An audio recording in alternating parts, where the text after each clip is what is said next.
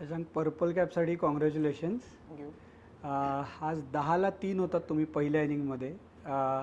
तेव्हा ड्रेसिंग रूममध्ये कसा माहोल होता आणि काय चाललं होतं तुमच्यात? कारण 151 सुद्धा इनफ होते असं वाटत नव्हतं स्टार्टिंगला. कोणत्याही टीमला लवकर विकेट्स पडल्या तर थोडं नर्वसनेस असतोच, पण साईराज आणि अथर्व अंकोलेकरने जी खेळी केली ती अप्रतिम होती आणि सोबत नंतर विनय कुवरने सुद्धा त्याला साथ दिली खूप चांगली.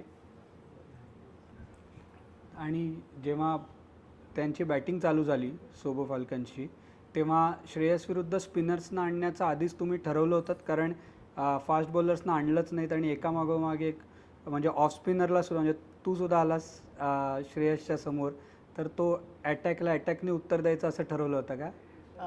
नाही, ते ॲक्च्युली जशी विकेट खेळते, जसं पिच खेळते त्यानुसार ते प्लॅनिंग होतं आणि प्लस त्यामुळे फास्ट बॉलर आम्ही कमीच दिले फास्ट बॉलर्सला.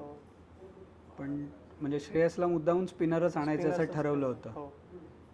जळगाव ते मुंबई असा प्रवास आहे, तर एवढ्या वर्षांची मेहनत आहे, तर आत्ता असं वाटतं रेकग्निशन मिळतंय? मी तर नक्कीच, जळगाव आहे माझं होमटाऊन आहे. मी जळगावला रिप्रेझेंट करतो खूप आधी लहानपणापासून आणि मुंबईत आल्यानंतर नक्कीच माझा Ranji trophy debut, first class debut माझा 28व्या वर्षी झाला आहे.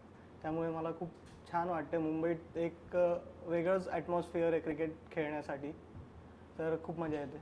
रमेश पवारनंतर 5 विकेट घेणारा ऑफ स्पिनर तूच आहेस पहिला मुंबईसाठी. तर आता रणजी कमबॅकसाठी काय आहे? नक्कीच प्रत्येक वर्षी प्रत्येक मॅचमध्ये आणि प्रत्येक टुर्नामेंटमध्ये प्रयत्न चालूच असतात परफॉर्मन्स करण्यासाठी.